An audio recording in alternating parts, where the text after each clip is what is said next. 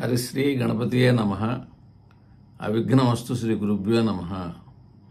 వేద పండితులకు, బ్రాహ్మణోత్తములకు, బుధజనులకు, హైందవ ధర్మం పాటించేయడం వారందరికీ శిరస్సు వంచి నమస్కారం. ప్రస్తుత టాపిక్ వివాహ పొంతన. ఈ వివాహ పొంతన అనేటువంటిది కొద్దిగా విపులంగా, ఒక్కోసారి కొద్దిగా టైం ఎక్కువ అయ్యేటట్టయితే పార్ట్ 1 పార్ట్ 2 కానీ అట్లా చేయడానికి ప్రయత్నం చేస్తాం. కనుక మన పూర్వీకులు చెప్తారు, మేమేం జాతకం చూసాం, మేము బాగలేదా అని చెప్పని. ఆ రోజుల్లో ఏంటంటే అప్పుడున్న గవర్నమెంట్ రూల్స్ కానీ, అప్పుడు ఉన్నటువంటి ఉమ్మడి కుటుంబాలు కానీ, వాళ్ళందరూ కూడా కంట్రోల్ చేస్తూ గొడవలు అనేటువంటి రాకుండా ఉండేలాగా అక్కడ బాల్య వివాహాలు అనేటువంటి చేస్తూ అక్కడ భర్తే దేవుడు అనేటటువంటి దాంతో అక్కడ వాళ్ళు జీవించారన్నమాట. కనుక కొట్టినా తిట్టినా ఆ భర్త కాళ్ళు పట్టుకొని వదలకుండా జీవితం అంతా అలా గడిపేవాళ్ళు. భర్తగా లేకపోయినా కూడా మళ్ళీ అప్పుడు వివాహాలు అనేటువంటివి లేవు. అందువల్ల మన పూర్వీకులు వాళ్ళు బాగున్నారు కాబట్టి వివాహం చూడకుండా, జాతకాలు చూడకుండా చేసుకుంటే బాగున్నారని చెప్పని మనం చూడకుండా ఉండటం అనేది కరెక్ట్ కాదు. నెక్స్ట్ మనకి ఇప్పుడు ఉదాహరణకి జలగ నీళ్ళల్లో ఓం అనే ఆకారంలో ఉంటుంది అనమాట. కనుక వాడు జలగ బాగుంది, దానికి ఓంకారం వచ్చు అని చెప్పని మనం అనుకోకూడదు. దానికి ఓంకార మంత్రమే రాదు. కనుక దాని సహజ గుణం ఈ ఓం అనేటువంటిది ఉంటుంది. అందువల్ల శాస్త్రం మనం తెలుసుకునేటట్టయితే విషయాలు అనేది మనకు బాగా ఒక అవగాహనకు వస్తాయి అన్నమాట. అందువలన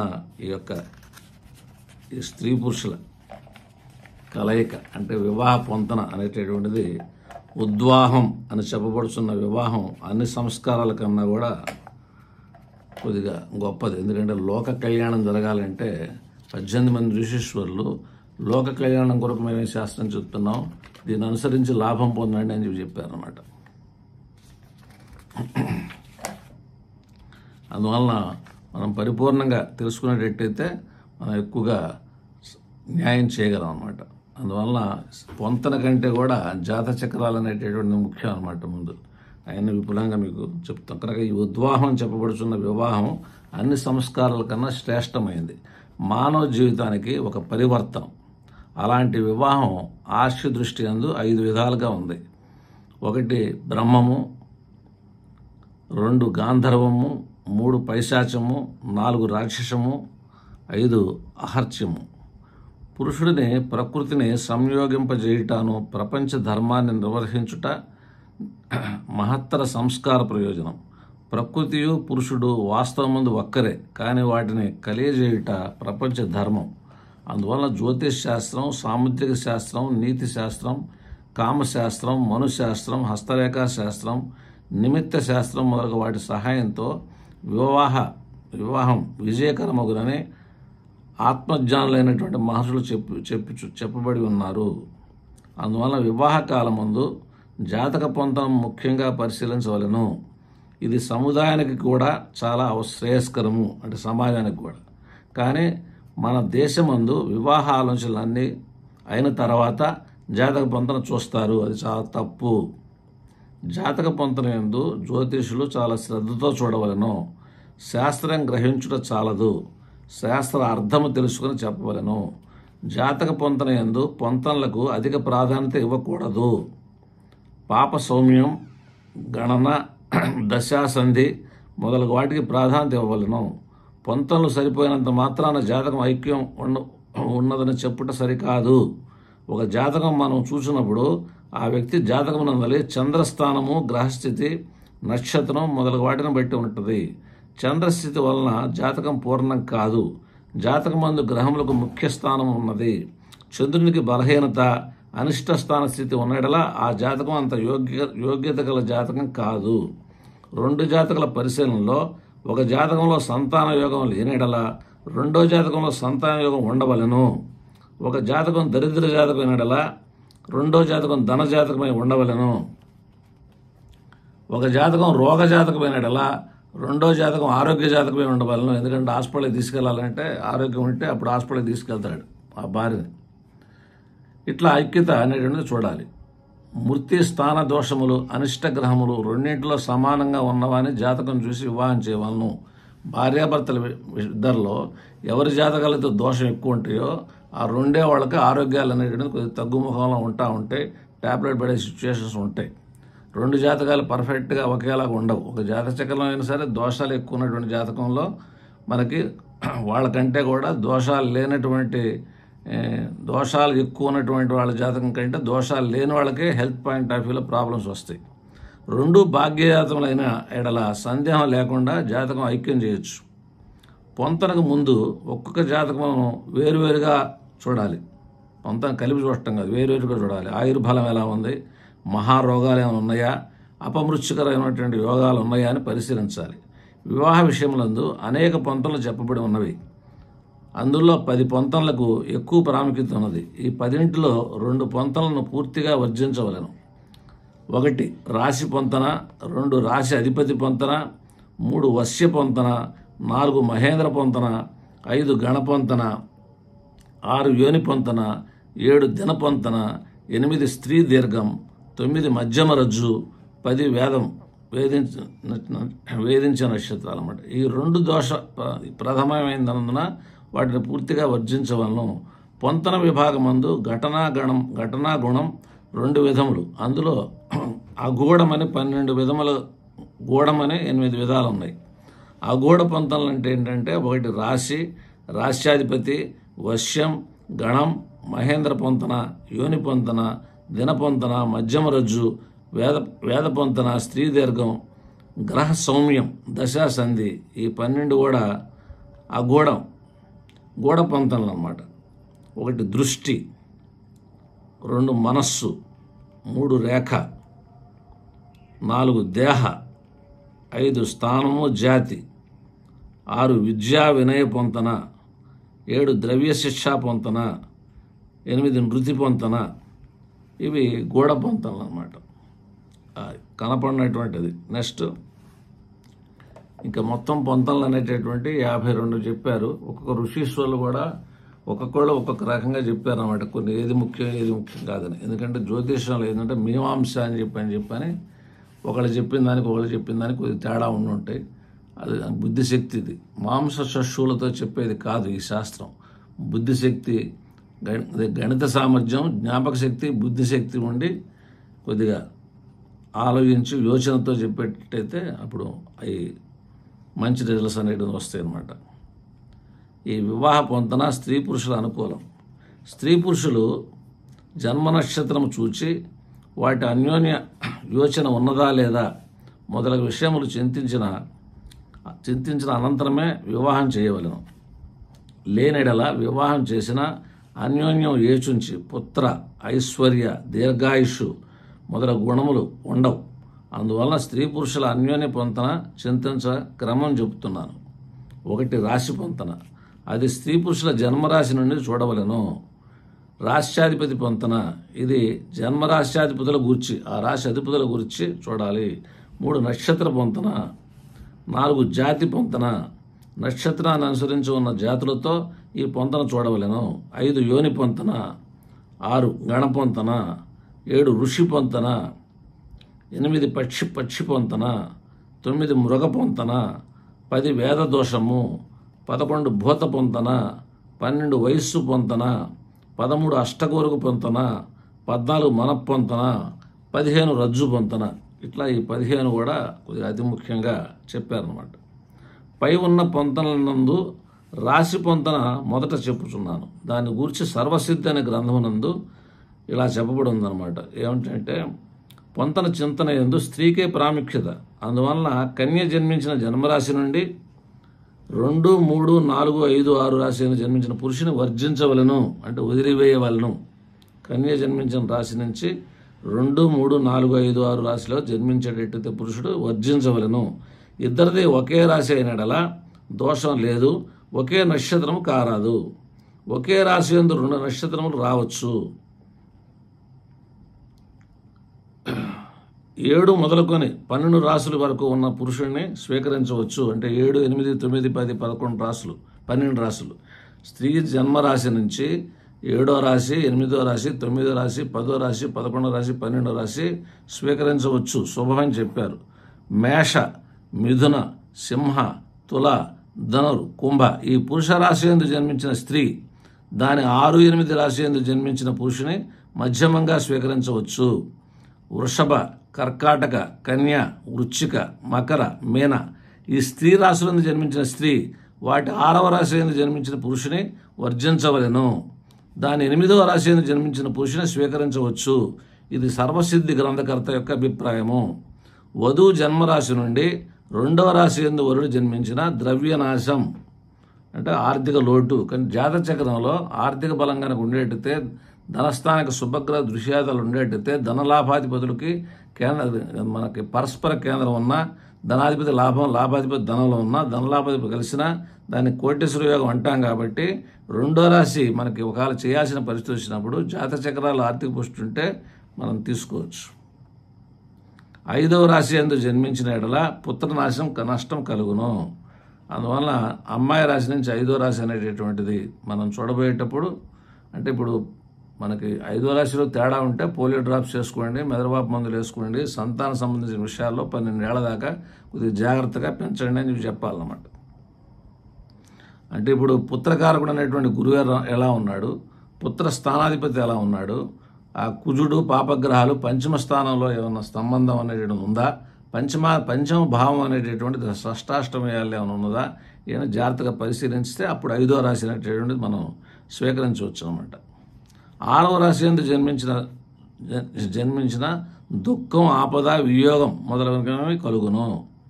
3వ రాశి యందు దుఃఖము కలుగును. 4వ రాశి యందు జన్మించిన భార్యాభర్తలకు విరోధం కలుగును. ఇది మాధవీయుని అభిప్రాయం. స్త్రీ రాశి నుండి 6, 8 రాశి యందు జన్మించిన పురుషుడైనను ఆ వివాహం కొద్దిగా జాగ్రత్తగా చూసి చేయాలన్నమాట. అయితే వారి అధిపతులు ఒక్కరే కానీ బంధువులు కానీ అయినా దోషం లేదు.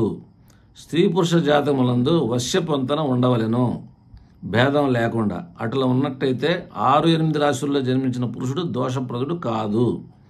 స్త్రీ జన్మ నక్షత్రం నుండి 8, 9 నక్షత్ర పురుషుడు లేక వారి ఇద్దరి జన్మ రాశ్యాధిపతులు బంధువులైనడలా వేదదోషం లేకున్నా వశ్యపంతన ఉన్నను స్త్రీ యొక్క 7, 5 రాశి యందు జన్మించిన పురుషుడు ఉత్తముడు కాదు. అట్లనే పురుషుడి నక్షత్రం నుండి జన్మరాశి నుండి కూడా పరిశీలన చేయవచ్చు.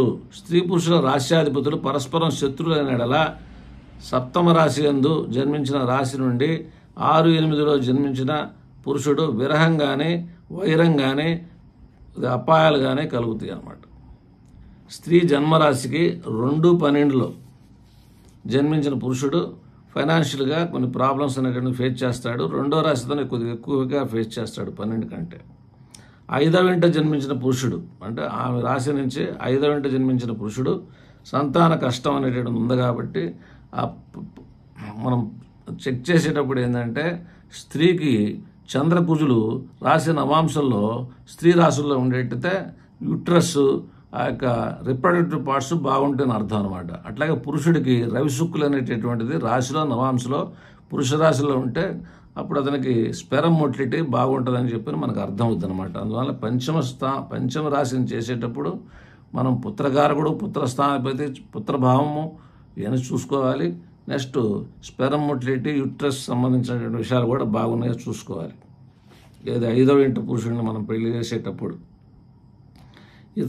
ఇతర రాశుల్లో జన్మించిన పురుషుడు అయ్యేటట్టయితే అంటే 5 కాకుండా సౌఖ్యము, పుత్ర సంపద, ధనపుష్టి మొదలు కలుగును. అంటే 2, 3, 4, 5, 6 అనేటటువంటిది కొద్దిగా ఎక్కువగా యోచించి చేయాలన్నమాట. కనుక అది కాకుండా మనకి 7, 8, 9, 10, 11, 12 అయ్యేటట్టయితే మనకి మంచి చెప్పారు. ఏమిటి మంచి అంటే సౌఖ్యము, పుత్ర సంపద, ధనపుష్టి మొదలైనవి కలగజేయను.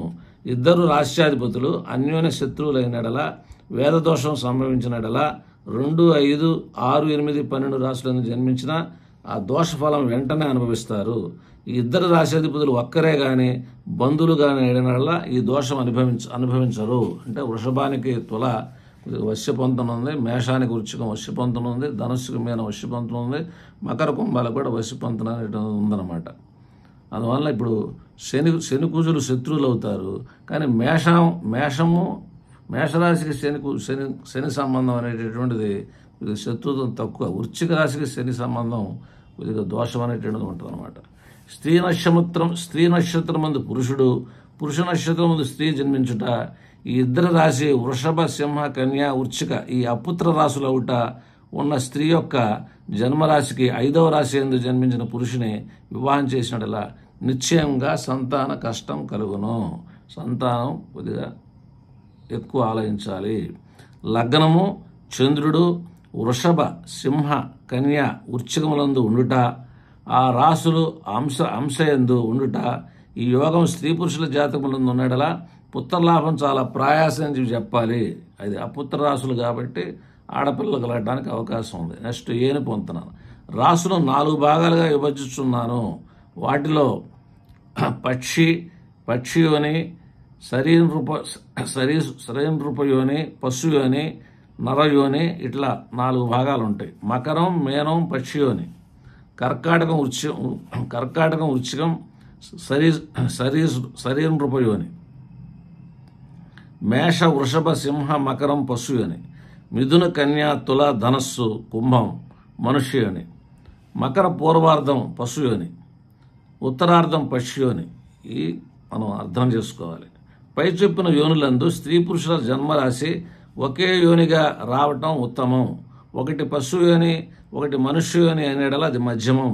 ఒకటి పశు యోని ఒకటి సరీసృప లేక పక్షి అనేడల అధమాధమం. ఒకటి మనుష్య యోని ఒకటి సరీసృప లేక పక్షి యోని అనేడల ఆ వివాహం చేయరాదు. ఇది ముహూర్త రత్నం యొక్క అభిప్రాయం. స్త్రీ జన్మించిన రాశి నుండి 7, 8, 9, 10, 11, 12 ఈ రాశి యందు జన్మించిన పురుషుడు అన్యోన్య యోగమందు శోభన ఫలములు ఇచ్చును. అయితే 6వ రాశి యందు జన్మించిన పురుషుడు ఉత్తముడు కానప్పటికీ మధ్యమంగా స్వీకరించవచ్చు. వశ్య పొంతనం మొదలగు ఇతర పొంతనలు స్త్రీ యొక్క 4వ రాశిలో జన్మించిన పురుషుడు కూడా స్వీకరించవచ్చు. ఇది ముహూర్త సంగ్రహం యొక్క అభిప్రాయం. జ్యేష్ఠ, మూల, పూర్వాషాఢ, పుష్యమి, ఆశ్లేష, మఖ, హస్త, రేవతి, రోహిణి, ధనిష్ట, శతభిషం, ఆరుద్ర, భరణి ఈ 12 నక్షత్రములు కాక మిగిలిన 15 నక్షత్రములు స్త్రీ పురుషుల నక్షత్రం ఒకటిగా వచ్చిన శోభనమని విద్వజ్జనుల యొక్క అభిప్రాయం. మరలా చెప్తున్నాను. జ్యేష్ఠ, మూల, పూర్వాషాఢ, పుష్యమి, ఆశ్లేష, మఖ, హస్త, రోహిణి, ధనిష్ట, శతభిషం, ఆరుద్ర, భరణి ఈ 12 నక్షత్రాలు కాక మిగిలిన 15 నక్షత్రాల్లో స్త్రీ పురుషుల నక్షత్రాలు వచ్చేటట్టయితే అది మంచిది అని చెప్పని అది విద్వత్తున్నటువంటి వాళ్ళు చెప్పారు శోభనం అని చెప్పని. స్త్రీ పురుషుల నక్షత్రములు పై చెప్పిన 12 నక్షత్రాల్లో ఒకటిగా వచ్చినట్లా అది శోభనం కాదని సర్వసమ్మతం అంటే అందరూ ఋషీశ్వరులు చెప్పారు. ఇది కాల పద్ధతి యొక్క అభిప్రాయం. కానీ కొన్నిసార్లు ఇక్కడ ఈ యొక్క 12 నక్షత్రాల్లో ఉన్నటువంటి వాళ్ళు కూడా మిగిలినటువంటి విషయాలు అనేటువంటిది కొద్దిగా ఎక్కువగా ఉన్నప్పుడు వాళ్ళు చిన్న పేజీలతో చిన్న సమస్యలతో కలిసే జీవిస్తే వాళ్ళు ఉన్నారు. ఇక్కడ భార్య వచ్చిన తర్వాత భార్య జాతకం పనిచేస్తే కాకుండా పిల్లలు పుట్టినప్పుడు పిల్లల జాత చక్రం అనేది పుట్టినటువంటి వేళా విశేషం ప్రకారంగా మంచి జరగడానికి అవకాశం ఉంది. సపోజ్ మన జాత చక్రంలో పుత్రస్థానాధిపతి దెబ్బతిన్నాడు అంటే వేరే ప్లేస్లో షష్టాష్టమేళ పడ్డారు. పుత్రస్థానాధిపతి షష్టాష్టమేళ కలిశారు. అప్పుడు పిల్లలు పుట్టిన తర్వాత కూడా పేచీలు రావచ్చు అనమాట. మనం జాత చక్రం చూసేటప్పుడు వివాహమైన తర్వాత భర్తతో ఎలా ఉంటుంది, పిల్లలు పుట్టిన తర్వాత భార్యాభర్తల అన్యోన్యత ఎలా ఉంటుంది అనేటువంటిది కూడా మనం పరిశీలన చేసుకోవాలన్నమాట. స్త్రీ పురుషులు ఒకే రాశి యందు జన్మించినను 2 నక్షత్రమైన దోషం లేదని పుత్రులు పౌత్రులు సంపద వర్ధిల్లునని ఇద్దరిది ఒకే నక్షత్రమైన కొద్దిగా విషభయం కలుగునని శాస్త్రాల్లో చెప్పారన్నమాట. స్త్రీ జన్మరాశి నుండి 7వ రాశి యందు జన్మించిన పురుషుడు అన్యోన్య స్నేహంతో వర్తిస్తారు. అంటే ఇది సమసప్తకం అన్యోన్య దాంపత్యం అని చెప్పారన్నమాట. ఎదురుగా ఉంటే రాశులు. స్త్రీ జన్మరాశి నుండి 2వ రాశి యందు జన్మించిన పురుషుడు ఆ రాశి కర్కాటకము వృశ్చికము మీనమైన దారిద్ర్యం అనుభవించును. ఇది ముహూర్తరత్నం వచనం. స్త్రీ జన్మరాశి నుంచి 2వ రాశిలో పురుషుడు జన్మించి ఆ రాశి కర్కాటకము వృశ్చికము మీనమైన దారిద్ర్యము అనుభవించునని ముహూర్తరత్నం యొక్క అభిప్రాయం. ఇక రాసులను అనుసరించి వశ్యపంతనాన్ని చింతించే మార్గాన్ని చెప్పుచున్నాను. ఇది ముహూర్త సంగ్రహ వచనం. మేషానికి సింహం, వృశ్చికం వశ్యరాశులే. వృషభానికి కర్కాటకం, తులా వశ్యరాశులు. మిథునానికి కన్య వశ్యరాశి. కర్కాటకానికి వృశ్చికము, ధనస్సు వశ్యరాశులు. అంటే పొంతంలో ఏంటంటే అన్ని పొంతల కంటే వశ్య పొంతనకి కొద్దిగా ప్రాధాన్యత ఎక్కువ ఇచ్చారనమాట. సింహానికి తుల వశ్య పొంతన ఉంటుంది. కన్యకు మిథునము, మేషము వశ్య పొంతన ఉన్నది. తులకు కన్యా, మకరం వశ్య పొంతన ఉన్నది. వృశ్చికానికి కర్కాటకం వశ్య పొంతన ఉన్నది. ధనస్సుకి మీనానికి వశ్య పొంతన ఉన్నది. మకరానికి మేషం, కుంభం వశ్య పొంతన ఉన్నది. కుంభానికి మేషానికి వశ్య పొంతన ఉన్నది. మీనానికి మకరానికి వశ్య పొంతన ఉన్నది. ఇట్లా మేషం మొదలుకొని 12 రాశులకి వశ్యరాశులుగా తెలుసుకోవాలి. స్త్రీ రాశికి వశ్యరాశి నుండి, స్త్రీ జన్మించిన రాశి నుండి పురుషుడు జన్మరాశి వశ్యమైన ఎడల అన్యోన్య శోభనమే. అట్లనే పురుషుడు జన్మించిన రాశికి స్త్రీ జన్మరాశి వశ్యమైన ఎడల అది శోభనమే. ఇట్లా స్త్రీ పురుషుల జన్మరాశి నుండి వశ్య పొంతనాన్ని మనం పరిశీలించాలి. ఇంకా రాశి పొంతనం గురించి చెప్పుచున్నాను. దీన్ని ముహూర్త సంగ్రహ వచనం చెప్పుచున్నాను. రవి, గురువు బంధువులు అంటే సింహరాశి, ఇక ధనస్సును మీనరాశులు. ఇక చంద్రునికి బుధ గురువులు బంధువులు. కుజునికి బుధ శుక్రులు బంధువులు. బుధునికి చంద్ర, కుజ, గురు, శుక్ర, శనులు బంధువులు. చంద్రునికి కుజ, బుధ, గురు, శనులు బంధువులు. శనికి బుధ, గురు, శుక్రులు బంధువులు. స్త్రీ జన్మరాశి, పురుష జన్మరాశి అధిపతి ఒకే గ్రహము కానీ లేక అన్యోన్య బంధువులైన శోభనము. స్త్రీ పురుషులు రాశి నుండి అధిపతులైన గ్రహములు, ఆ రాశి ఒక గ్రహం మూల త్రికోణ రాశి నుండి 2, 4, 5, 8, 9, 12 ఈ రాశులు ఆ గ్రహానికి ఉచ్చరాశి కానీ అవతల జాతకానికి జన్మరాశి కానీ అయినా పొంతన కలుగును. దీనికి విపరీతమైన రాశి పొంతన ఉండదు. జన్మించిన నక్షత్రానికి జన్మ నక్షత్రమని, 10వ నక్షత్రానికి కర్మ నక్షత్రమని, 19వ నక్షత్రానికి ఆధార నక్షత్రమని పేరున్నవి. అశ్విని, మక, మూల ఇవి త్రికోణ నక్షత్రములు. అశ్వినిలో జన్మించిన వారికి అశ్విని జన్మ నక్షత్రము, మక కర్మ నక్షత్రము, మూల ఆధార నక్షత్రము. ఇట్లా కొన్ని నక్షత్రములను చూసుకొనవలెను. వధువు జన్మము నుండి 3, 5, 7 నక్షత్రములను జన్మించిన వారు వివాహానికి స్వీకారులు కారు. 10వ నక్షత్రమైన కర్మ నక్షత్రము నుండి 3వ నక్షత్రమునకు, కర్మ నక్షత్రము నుండి 4వ పాదము, 10వ నక్షత్రమైన కర్మ నక్షత్రము నుండి 3వ నక్షత్రమునకు, కర్మ నక్షత్రము నుండి 4వ పాదము, 7వ నక్షత్రానికి 3వ పాదము పురుషుడు జన్మించిన అది నిషిద్ధము. మిగిలిన పాదములకు దోషము లేదు, వివాహానికి స్వీకారమే. ఆదాన నక్షత్రమైన ఎడల ఆ పాదములందు జన్మించిన పురుషుని వర్జించవలెను. అశ్వని, మక, మూల ఈ నక్షత్రముల మొదటి పాదాధిపతి కుజుడు, 2వ పాదాధిపతి శుక్రుడు, 3వ పాదాధిపతి బుధుడు, 4వ పాదానికి చంద్రుడు. అధిపతి ఇటుల భరణి, పొబ్బ, పూర్వాషాఢ. 1వ పాదానికి రవి, 2కి బుధుడు, 3వ పాదానికి శుక్రుడు, 4వ పాదానికి కుజుడు. ఇట్లా ఆ యొక్క అధిపతి పాపరాశి అనేటటువంటి అంశకాలు తెలుసుకోవాలి. కనుక మనకు వద్దన్న వాటికి పాపనవాంశం వచ్చేటట్టయితే అది వదిలివేయాలి. దినపొంతన చింతన యందు ఆచార సంగ్రహం అనే గ్రంథము నుండి కొన్ని భాగాలు చెప్పుచున్నాను. స్త్రీ జన్మ నక్షత్రము నుండి 3, 7 నక్షత్రములను జన్మించిన పురుషుడు అనిష్టము. 5వ నక్షత్రములను జన్మించిన పురుషుడు అతి కష్టుడు కాకపోయినను నష్టఫలప్రదుడే. అట్లా నక్షత్రములకు స్వల్ప భేదములు ఉన్నవి. 3వది విపత్తు తార, 5వది ప్రత్యేక తార, వ్యతిరేక తార, 7వది వధ తార. వాటి పేరును అనుసరించి ఫలమిచ్చును. అంటే విపత్తారలో పెళ్లి చేస్తే విపత్తులు జరుగును, ప్రత్యక్తారలో ఏమైనా వివాదాలు జరుగును, వధతారలో అపాయం జరుగును. స్త్రీ జన్మించిన నక్షత్రము నుండి 88వ పాదములో జన్మించిన పురుషుడు, స్త్రీ జన్మించిన నక్షత్ర పాదము నుండి 88వ పాదంలో జన్మించిన పురుషుడు అత్యంత కష్టఫలప్రదుడు. అది లెక్కేసుకోవాలన్నమాట. స్త్రీ యొక్క జన్మించిన నక్షత్ర పాదం నుండి 88వ పాదం పనికిరాదని చెప్తున్నాడు. అట్లనే స్త్రీ జన్మించిన నక్షత్రం నుండి 108వ పాదం నందు పురుషుడు జన్మించడలా అతి కష్టఫలప్రదుడే. ఉదాహరణకి మక 3లో పుట్టిన అమ్మాయి, అప్పుడు మనకి 108వ పాదం ఏదవుద్ది? వెనక పాదం ఉంది, 108వ పాదం ఉంది కనుక 108వ పాదం అనేది పనికిరాదు, తీసేసేయమని చెప్పారు. ఈ జన్మ నక్షత్రానికి 4 పాదములు, 27 నక్షత్రములందు 108 పాదములు సంభవించును.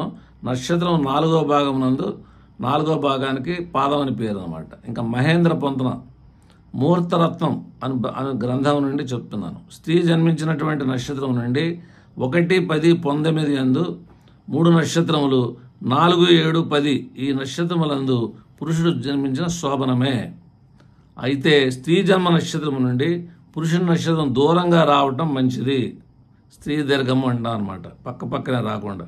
పురుషుని నక్షత్రం నుండి 4వ నక్షత్రంలో జన్మించిన ఉపేంద్ర నక్షత్రం అని పేరు. మహేంద్ర పొంతన ఉన్న ధనధాన్య అభివృద్ధి, ఉపేంద్ర పొంతన ఉన్న స్త్రీ సంతాన లాభం కలుగును. దినపొంతన యందు 7వ నక్షత్రము స్త్రీ నక్షత్రం నుండి నిషిద్ధం అని చెప్పినారు. మహేంద్ర పొంతన యందు పురుషుని నక్షత్రము నుండి శోభనం అని చెప్పినారు. ఇది ఒక అభిప్రాయ భేదమే. 2 సందర్భాల్లో స్వీకరించవచ్చు. ఇది ముహూర్తాత్మ వచనం. నెక్స్ట్ స్త్రీ దీర్ఘం. దీనిలో ఆధార సంగ్రహ అభిప్రాయం, ఆచార స్త్రీ దీర్ఘం. దీనిలో ఆచార సంగ్రహ అభిప్రాయం. స్త్రీ జన్మ నక్షత్రం నుండి పురుష జన్మ నక్షత్రం 15వ దానికన్నా ఎక్కువ, 15 నక్షత్రాల కన్నా ఎక్కువ ఉండేటైతే అది శోభనము. దీనికి స్త్రీ దీర్ఘం అని పేరు. ఇంకను వర్ణ జాతి పొంతన మాధవి అనే గ్రంథం నుండి చెప్పుచున్నాను. అశ్వని, పునర్వసు, హస్త, మూల, పూర్వభద్ర ఈ నక్షత్రములు బ్రాహ్మణ జాతి. భరణి, పుష్యమి, చిత్త, పూర్వాషాఢ, ఉత్తరాభద్ర క్షత్రియ జాతి. కృత్తిక, ఆశ్లేష, స్వాతి, ఉత్తరాషాఢ, రేవతి వైశ్య జాతి. రోహిణి, మక, శ్రవణం శూద్ర జాతి నక్షత్రాలు. మృగశిర, పొబ్బ, అనురాధ, ధనిష్ట అనులోమ జాతి. ఆరుద్ర, ఉత్తర, జ్యేష్ఠ, శతభిష ప్రతిలోమ జాతి. ఇటు నక్షత్రములు 6 జాతులుగా విభజించబడినవి. వీటి ప్రయోజనములు చెప్పుచున్నాను. పై చెప్పిన 6 జాతులందు స్త్రీ పురుష నక్షత్రములు ఒకే జాతి అయిన ఎడల ఆ వివాహం శోభనం అంటే మంచిది. పురుషుడు అగ్రవర్ణ జాతి, స్త్రీ తక్కువ వర్ణమైన ఎడల అదియు శోభనమే. స్త్రీ ఉత్కృష్ట జాతి అంటే మంచిది. స్త్రీ ఉత్కృష్ట జాతి యందు పురుషుడు తక్కువ జాతి యందు జన్మించిన ఆ వివాహం శోభనం కాదు. ఒకరు అనులామ జాతి, ఒకరు బ్రాహ్మణాది 4 వర్ణములలో ఉన్న అది మధ్యమం. ఒకరు ప్రతిలోమ జాతి, ఒకరు బ్రాహ్మణాది 4 వర్ణములలో ఉన్న అది అశుభం. స్త్రీ పురుషులు ఒకే జాతి యందు జన్మించుట ఉత్తమని బృహస్పతి వచనం. జాతకమునందు స్త్రీకి ఎక్కువ పురుషునికి తక్కువ వచ్చుట మధ్యమం. ఇదియు బృహస్పతి వచనమే. ఇది పార్ట్ 1 కింద ఆపుతున్నాను. నెక్స్ట్ పార్ట్ 2 వివాహ పొంతన పార్ట్ 1 ఇది. వివాహ పొంతన పార్ట్ 2 మళ్ళీ నెక్స్ట్ వీడియో చేస్తాం. మంగళమ్మ సోంభూయాత్.